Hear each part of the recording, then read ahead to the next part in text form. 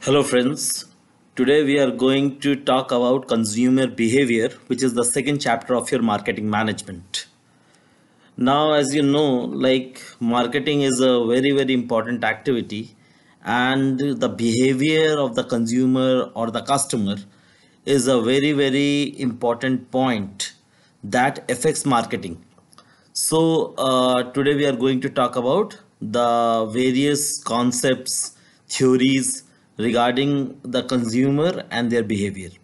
So, what is it? What is consumer behavior? So, consumer behavior, as you can see from the slide, it is the study of the individuals, groups, or organization and all the activities which is associated with the purchase, use, and the disposal of the goods and services, including the consumers' emotional, mental, and behavioral process that precede or follow these activities. So, what we mean to say over here is basically consumer behavior represents the study of the individuals and their activities, okay, that take place to satisfy their realized needs, okay, which means like when an individual realizes that he has got needs, every individual has got certain needs, and the psychological process starts with the consumer decision process, how we buy, what are the things that goes into our mind before buying anything. Henceforth, this process which the individual set out to find the ways to fulfill the need he has identified is basically dependent upon an individual's thoughts, feelings, and behavior. So when the process is complete, the consumer is faced with the task of analyzing and digesting all this information, which determines the action that he will take to fulfill this need. So this is basically a consumer behavior corresponds to. So how do the consumer respond to the various marketing efforts to the company might use? So this is a big question that is important from every customer point of view and every company's point of view. So from here we will come to the basic things that why do the consumer buy. Okay, what basically goes into the thinking, like why do the consumer buy, we should know about this thing. Then as far as the consumer is concerned, they make purchases for a variety of reasons, because this model which it is showing on the slide, it will basically depend upon a number of things. So before coming to this Lawson model, I would just like to enforce upon these points, like why do the consumers make purchases. So one is to reinforce their self concepts, to maintain their lifestyle, to become a part of the group, or to gain acceptance in a group, and to express their cultural identity. So these are the basis four factors which is responsible that the consumers make purchases. Apart from this, the various other questions one should think, like what are the external and the internal factors that influence their purchases. Like I said, the attitude of the person, the personality of the person, his perception, self concepts, emotions. So these all things will take a huge, it will play a huge role. As far as the external influences is concerned, it is the household structures, the group associations, the culture belief. So these factors play an important role. We will discuss this thing in more details as we go forward. Similarly, like who do they buy from, that is an important question to ask. When do they buy? Okay, how do they purchase? What is the decision making process that goes into buying something? So these all factors play an important role. So from here, when we try to answer this question, so we will come to this Lawson model. Lawson model is basically a model for the decision process of the buyer. Okay, like the all the businesses is responsible for selling the goods in the market. So one must have the knowledge of how the buyer actually makes the decision. So company are interested to know like how a buyer is basically making his decision. So when we try to understand this phenomena, so there are 5 stages. The first, as you can see over here, it is the recognition stage. Okay, the need recognition. So need recognition, the businesses must recognize the needs of the consumer as well as how these needs can be satisfied. For example, if he is hungry, so whether he will like to take a normal food or he will like to take a burger. So that's an important question to ask. Similarly, like how to make choices regarding selecting a hospital or buying any of the medical product. So this is important. Similarly, the second factor is the information search. So once he has recognized the need to basically to buy, then he is searching for the information. So consumer basically search for the information about the product, either from family, the friends, the neighbors, advertisement, wholesalers. So whole range of things we should know about, like from where they will try to search the information. The third aspect is the evaluation of the alternatives. Okay, so after getting the required knowledge about the product, the consumer basically evaluates the various alternatives, which is based on its want, the satisfying power, the quantity, and the quality, as well as these features. For example, when you buy a mobile, okay, so you might choose various form of, you may go through the market through Flipkart or Amazon, or you directly go to the shopping mall and see the various products by yourself, and then you decide by evaluation of the alternatives. Then the purchasing decision. Okay, so after evaluating the alternative, the buyer basically buys a suitable product, but then there is also a chance to postpone the purchase decision due to certain factors. Okay, so in such cases the reasons must be found why he does not want to buy, or what is the other factor which is responsible. And then once the purchase has been made, the consumer is either satisfied or dissatisfied. If the consumer is not satisfied, then he will be disappointed, and if it is satisfied, he will be delighted. It is usually said, like, that's why it is being asked, like, if you are satisfied, then you might tell this thing, and on social platform he shares his experience. So these things are very, very important, and Lawson model basically emphasized about those points. So going by this fact, if you can see this table. Now this table is a 4 by 4 2 by 2 table, and if you can see on the your here, you will see, like, there will be difference in the brands. So the difference in the brands could be in two ways. It could be a significant difference, or it can be a few difference. And similarly, the type of involvement, it is there. So based on this, there are 4 types of consumer behavior. One is your complex buying behavior, the second one can be your variety seeking behavior, the third is basically your dissonance behavior, and fourth is your habitual buying behavior. So when you have got a significant difference between the brands, okay, and then if their high level of involvement is there, then it is called a complex buying behavior. Example is when you buy something of high values, for example a motorcycle or a car. So you really need to see the significant difference, and your involvement will be quite high. Similarly, in comparison, when there's a significant difference between the brands but your involvement in low, for example when you are buying any washing detergent, okay, and similarly when you have got a few difference in the brands, and their involvement is high, then it is called known as dissonance buying, or a reducing buying behavior. Example, when you go and try to buy some floor tiles, and last is basically there is few difference between the brand, and also the involvement is low, and then this is known as your habitual buying behavior, and its example is like buying a toothpaste. So this is the another aspect. Then based on this, you can see over here, then we try to understand, like, what are the influences that the factors which basically influences when a buyer wants to buy something. So it's the marketing stimuli. Okay, the marketing stimuli, maybe how the marketing of the company is, what is the product like. So we already spoke about the 7 P's. So you can see over product, price, place, promotion, and all these factors are over here.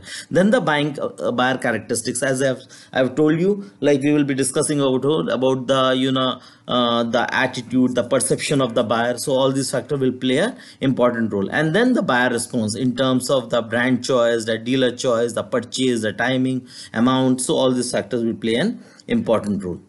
Then based on this, what are the factors? Like I said, like basically we need to understand the factors that influence a purchase decision. So what are the factors? They are basically, I told you, like in the starting, they are basically the external influences or the internal influences. Now if you see cultural and social, these both, okay, they will come under your external influences, whereas the internal influences could be the personal or the psychological reasons of the buyer. So as far as the internal influences is concerned, like I told you, it is the perception, attitude, lifestyle, and the rules. As far as the external influences is concerned, it is basically culture, okay, subculture, social class, then your other aspect like household structures and the groups. So these things play a very very important role. So when you talk about, you see, and in terms of psychological factors here, like motivation, perception, and beliefs and attitudes. Like what is a motivation? So one should know what is a motivation like. So motivation is basically a persistent need that stirs up, that pushes you and stimulates long-term goals within a consumer, okay. Whereas emotions are basically, temporary states. You may be emotional when you are very high, you might, think of just buying the thing just like that, but sometimes when you think rationally, then you may defer your decision.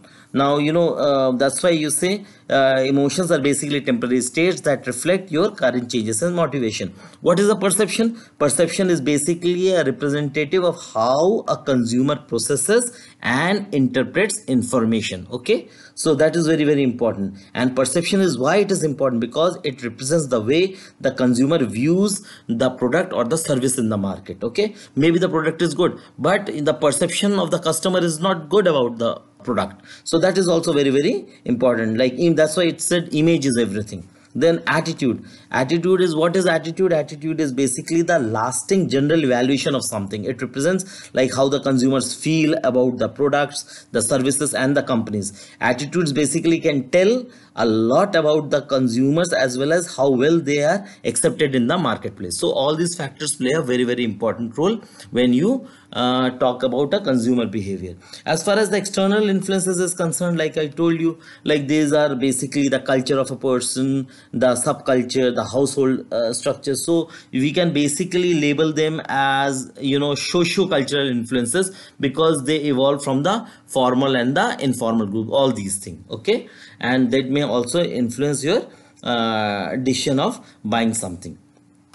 Then we'll come to the next slide, and then what are the buyer rules? So buying rules basically refers to those activities that one or more person might perform in buying a decision, or in perform in a buying decision. So based on this, that means there it refers to all the activities where one or more persons can influence your decision to buy something. So it can be divided into basically 6 types of rules. Here there's 5. There's another one. So first is initiator. So initiator is the person who basically first suggests or thinks of the idea of buying the particular product or service. Like for example, any friend of yours, he will suggest to buy something, okay, and he will give you an idea. And the influencer is that person whose views basically influence other members of the buying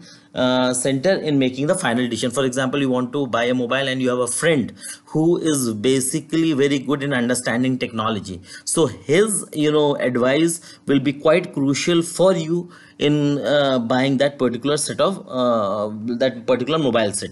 Then the third is basically the decider. It is the person who ultimately determines any part of the entire buying decision, like whether to buy, what to buy, how to buy, where to buy. So there are people who will suggest you or give you certain ideas. Then the fourth is basically the buyer. It is basically the individual who actually makes the purchase. And then the user, again, the person who actually consumes. Like you might be the buyer, but the user may be like, you want to give this thing to your friend or to your wife or to your father, okay. So you have a certain understanding of the product, but the user is somebody else. And then the gatekeeper, the gatekeeper is basically who controls all the information and access, or both, to the decision makers and the influencer. Now from here we will come to the various factors, or the various theories So, there is one model which was given in 1967. It's just an example, like, when some person basically want to buy something. So, in terms of he wants to buy something from a grocery from a retail shop. So, he will, Kelly and Stephenson, way back in 1967, they have identified these 8 factors, like the general store characteristic, what is the reputation of that store, how many stores does that company has across the state, and what is the physical characteristics, how it is decorated, cleanliness, and then what is the convenience, or whether it's a 24-hour shop or it's a from evening shop, like this. Similarly, what type of products it is carrying, what are the prices is being charged, what sort of people do they have to sell those products, what sort of advertising material they basically use in order to make their customers informed, and their friends perception. So these factors were very, very important from a consumer point of view. So this is for your understanding. Now, based on this, we will basically coming to the purchasing risk. Now, it is very important to understand the different types of purchasing risk, and this risk is basically being divided into 4 types: functional, social, financial, and physical. Because the routine buying and this, it is based on certain theories. I will come to this point when we will discuss further, when we discuss the approaches. For time now, like, in order to understand the purchasing, these are of 4 types. Now, the functional risk are basically perceived risks that can include the fear or a doubt that the customer has or the consumer had that the product they are buying will fail to perform in its intended function. Like, you have a fear, like, if I buy this sort of a car or this engine, it might malfunction. Or if I get my mobile from online shopping tomorrow, if it is not working, how will I change it? Like, so these factors, these are basically the purchasing risk. Similarly, social risk can be classified as basically a consumer's social status. So if a person is of high or wealthy social status, they want to buy products and their families because their friends would also like to buy it. So that's example. They may not able to decide to buy any cheap car. So always in their mind, it is because they think, like, in the type of society they live, or they try to mix it, they won't approve of their choice. Similarly, another type of a risk is called financial purchasing risk. Like, for the financial purchasing risk is basically every consumer suffers some extent of a financial risk. That means tomorrow if I buy this thing and I suddenly require some money, then I will be in a problematic situation. For example, like, you want to buy a car, and basically buying a car could leave you with little or no money, or with the loans, and that may affect your income. And then the 4th type of category of purchasing risk is the physical risk. For example, if I buy a gun, and tomorrow if it is accidentally malfunction, then it might cause harm to somebody. Okay, so like this, there are certain things which are related with every type of a product. So so these are the various aspect. Then based on this, we will come to the actual theories. Okay, so now as far as the theories are concerned, one should know, like, when we talk about a consumer behavior, which all theories comes into play. Now, the first one is basically consumer behavior has taken its basically theories from a behavioristic approach or from a cognitivistic approach. So behavioristic approach, basically, way back, John Watson was the founder of behaviorism, and he believed that individuals could be conditioned, and through it is possible to get them by certain products as well as brands. So when you talk about any sort of a behavioristic, so they said, like, observed behavior is very, very important. People are basically information transmitters. All people are like alike. They behave in a rational fashion. Human characteristics has to be studied independently. So these are all features, and based on this, he talked about certain thing, and he said, like, there is basically a stimuli, and based on that stimuli, the person is going to respond. Okay, so all of you know about the Pavlov's theory. So based on this, certain theories have been further given, known by the classical conditioning theory and the operant conditioning theory. So the other type of theory is basically a cognitive approach. In a cognitive approach is one of the recently, like, there was certain additions that had been made recently, but it was developed way back in 1960s. And cognitive behavior basically results in the consumer seeking, and it is perceiving the environmental and the social stimuli as an informational inputs, okay, for aiding the internal decision making. So this approach basically believes that our thought process affect the way in which we behave, and thus contradicting several of the behavioral approaches. And cognitive approach basically acknowledges that the human behavior can be affected by the moods and the emotions of that person, and based on which our decision will also change. That's why, behavior is not predictable. Every person is unique. Behavior can be irrational. So all these factors came into being when we talked about the theories of consumer behavior. Similarly, based on the cognitive model, there were other type of there were two type of model that were given, analytical model as well as prescriptive model. Now analytical model was basically, again, was based on consumer decision model and the theories of buyer behavior, whereas the prescriptive model was based on your reasoned action as your planned behavior.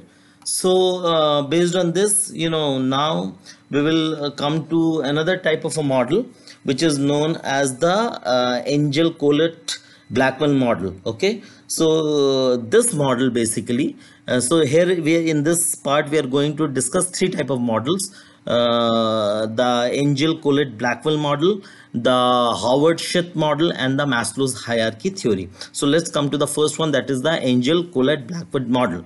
So it was first again developed in 1968, and one of the key features of this, that they basically spoke about high and low involvement. You remember, we in the previous slide we discussed about that thing, okay, when there is a high and low involvement of the person. And over here, if you can just recall, we discussed over here this one, okay. So high involvement, low involvement. So this basically, this model came from this Blackwell model. So Blackwell model, so that means there high, when there's a high involvement present, so it's also a high risk purchase. For example, like I gave you the example of car, okay. So based on this is the entire model. So it basically speaks like whenever a consumer behavior is basically divided into four distinct stages, okay. One is the information input stage. So here you can see the input stage, the information input stage. The second is your information processing stage. The third is your decision process stage, and fourth is the variables which are influencing your precision process. Now as far as the information input stage, as in the here, what is important is the consumer basically gets information from the marketing and the non-marketing sources, and which also influence the problem recognition stage. And based on this, the person, if the consumer still does not arrive at a specific decision, the search for the external information will be activated, and he will try to get more information on the same. Then once he has got all the input, then the information processing is being done, okay. And based on the information processing, here in this stage, basically the consumer is being exposed, he is being attentive, he has got a perception regarding the information, his acceptance towards that information, and the retention of the incoming information. Then the consumer must first be basically exposed to the message, and all these things takes place in the processing stage. Then comes the third part, that is the decision process. Now decision process, as far as concerned, it is the central focus of the model, because there are five type of basic decision process stages that takes place. So what are these five stages? The first is your problem recognition, this one, okay. Then followed by this, he's basically searching for alternatives, and then he is going for an alternative evaluation, again, that we discussed earlier. And then based on this, he is basically intending to purchase one, and the final outcome, okay, whether he is satisfied or dissatisfied, which we discussed earlier as well. And then followed by the various variables. The various variables, I told you, I got the external influences and the internal influences. So in totality, this is the Angel Blackwell model. Now from here we will come to the next model, which is known as the Howard and the Schuth model. Now Howard and the Schuth model, as you can see over in this slide, it was first again discussed in the year 1969, and there were two psychologists by John Howard and Jagadish Seth, who basically published in their book The Theory of Buyer Behavior, and they basically emphasized upon the fact that there is a repetitive buying behavior of the consumers. Okay, people tend to buy the same product again and again. Now what goes behind this sort of a behavioral process? So it is basically, they talked about an empirical approach towards understanding the buyer's mindset when he or she is purchasing a product or a service. So this model is an approach for analyzing the combined impact of the social, psychological, and the marketing factors on the buying behavior. So based on this, the model, they basically talked about the three stages. Okay, now what are these three stages? So we will come to this part here. Okay, so what they basically spoke of, like there are three levels of decision making. The first is basically your this one, extensive problem solving, the limited problem solving. You remember I was trying to tell you is there are three types of means purchasing risk. So then that risk is basically covered over here. So one is your extensive problem solving, the second is your extensive problem solving, the second is your limited problem solving, and third is the routinized your response behavior. When we talk about basically an extensive problem solving behavior, it is the initial stage of the decision making where the buyer is new to the market. Okay, where the buyer is basically new to the market.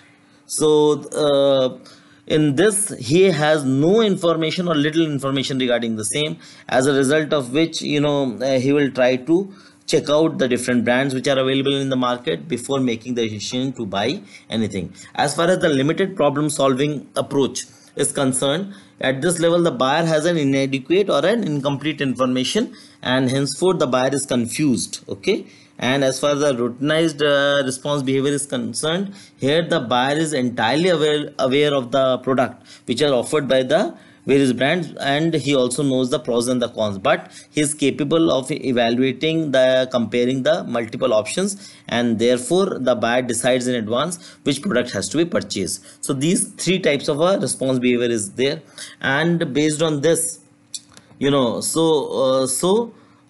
factors are very, very important. So it talks about the inputs, it talks about the type of responses, and it talks about the output. So the outputs or the variables are very, very important as far as the Howard-Schuth model is concerned. Now based on this, like there are four types of input variables. There are input variables, there is hypothetical construct, there is an output variable, and there is an exogenous variable. So all these factors are basically included in the Howard-Schuth model. And you can see over here, there's basically, when you talk about, so purchases is very important, and the purchases risk is very important. These are the social class culture that we again, so this model integrated the entire list of things, and they said like these factors play an important role when you try to buy anything. Okay, so based on this, then we will come to the next part, which is known as the Maslow's theory of hierarchy needs theory.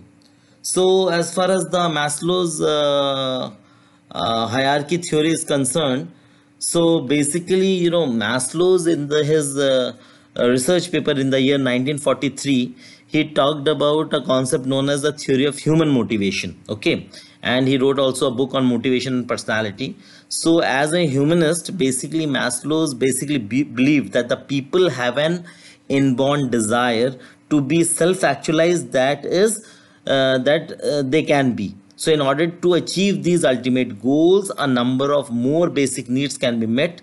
So he talked about the various type of needs. For example, he talked about the physiological needs, the safety needs, the social needs, the esteem, and the self actualization. So what he said, you can see over here that basically he talked about 5 different levels of needs. Okay, so it is called the hierarchy of needs. And when you take a closer look, you see the lowest pyramid, okay, like this.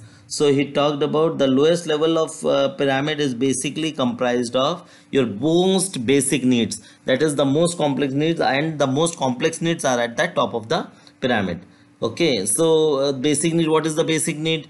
Hunger, food, water, sleep, warmth. So these are the basic needs. So once these basic needs are met, the person basically move on to the next level of need, that is safety needs, and which is requires your security and protection. Once this need is fulfilled, then the person will go to the social needs. So as the people progress up the pyramid, the needs become increasingly psychological and social. Okay, and that's why in the last, or it is known as the self actualization need, which is the process of growing and developing as a person in order to achieve individual potential. So you can see what he basically talked about, like there are 2 types of needs. One are the deficiency needs, and second is the growth needs. Now when we talk about psychological, physiological, security, social, okay, they are basically called as the up to here. 1, 2, 3, 4 up to there, these are all known as basically deficiency needs. And when you talk about satisfying these lower needs, is very important to go to the self actualization. And the next one is the growth need, which is basically your self actualization need, or also known as the growth need. Now based on here, we will come to the next point, which are the stages in the adoption process. Now see, basically the adoption process for a new product is basically a mental process through which an individual passes from the first learning about an innovation to the final adoption. Okay, now here you can see there are 5 stages. Stage number 1 is the product awareness. The consumer basically is aware about the new product, but he lacks information about it. Okay, so initially the consumer must be aware about the new product, and this will lead to the interest, and the consumer seeks information about this new product. Then followed by he gets interest, and the consumer seeks more information about the new product. Then he evaluates, like we have already discussed, okay, on a small scale to improve his or her value of the estimate. Followed by, and then the consumer considers when trying the product that it makes sense to him. And then followed by, there will be a trial phase. The consumer basically tries the new product on a small scale and tries to improve his estimate. And then followed by the adoption stage. Okay, in the adoption stage, what happens? The consumer decides to make a full and a regular use of the new product. So whether it's a good or a service or an idea, okay, when it is being presented to somebody, they are called the potential customers. And this all process goes into being when you buy something, or you decide your mind to buy something. So based on this, there are various adopter categories. Basically, not everyone has the same motivation.